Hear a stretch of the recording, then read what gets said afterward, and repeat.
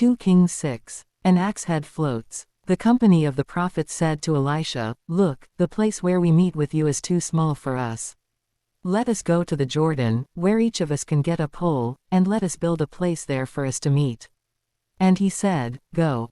Then one of them said, "Won't you please come with your servants?" "I will," Elisha replied. And he went with them. They went to the Jordan and began to cut down trees. As one of them was cutting down a tree, the iron axe head fell into the water. "Oh no, my lord!" he cried out. "It was borrowed." The man of God asked, "Where did it fall?" When he showed him the place, Elisha cut a stick and threw it there, and made the iron float. "Lift it out," he said. Then the man reached out his hand and took it. Elisha traps blinded Arameans. Now the king of Aram was at war with Israel. After conferring with his officers, he said, "I will set up my camp in such and such a place." The man of God sent word to the king of Israel, "Beware of passing that place, because the Arameans are going down there." So the king of Israel checked on the place indicated by the man of God. Time and again Elisha warned the king, so that he was on his guard in such places. This enraged the king of Aram. He summoned his officers and demanded of them, "Tell me, which of us is on the side of the king of Israel?" "None of us, my lord the king," said one of his officers, "but Elisha, the prophet who is in Israel, tells the king of Israel the very words you speak in your bedroom."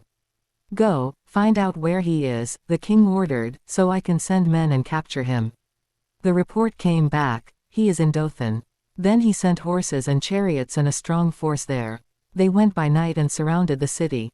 When the servant of the man of God got up and went out early the next morning, an army with horses and chariots had surrounded the city.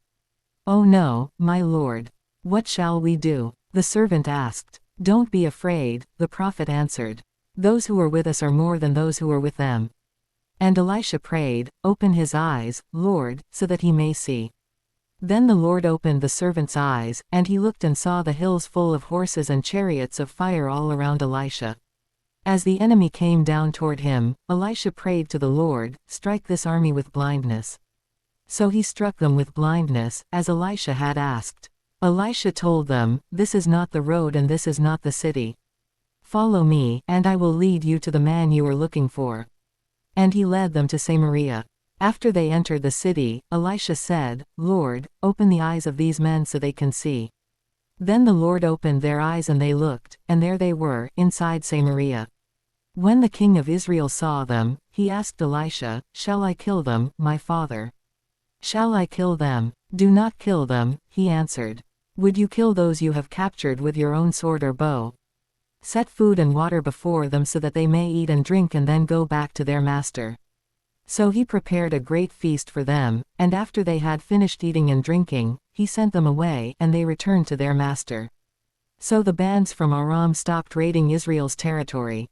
Famine in besieged Samaria. Some time later, Ben-Hadad king of Aram mobilized his entire army and marched up and laid siege to Samaria. There was a great famine in the city. The siege lasted so long that a donkey head sold for 80 shekels of silver, and a quarter of a cab of seed pods for 5 shekels. As the king of Israel was passing by on the wall, a woman cried to him, "Help me, my lord the king." The king replied, "If the Lord does not help you, where can I get help for you? From the threshing floor, from the winepress." Then he asked her, "What's the matter?" She answered, "This woman said to me, 'Give up your son so we may eat him today, and tomorrow we'll eat my son.' So we cooked my son and ate him. The next day I said to her, 'Give up your son so we may eat him,' but she had hidden him." When the king heard the woman's words, he tore his robes. As he went along the wall, the people looked, and they saw that, under his robes, he had sackcloth on his body. He said, "May God deal with me, be it ever so severely, if the head of Elisha son of Shaphat remains on his shoulders today." Now Elisha was sitting in his house, and the elders were sitting with him.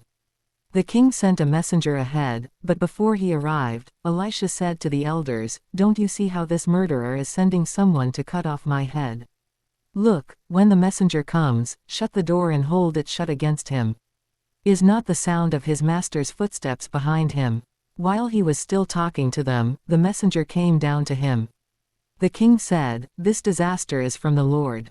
Why should I wait for the Lord any longer?"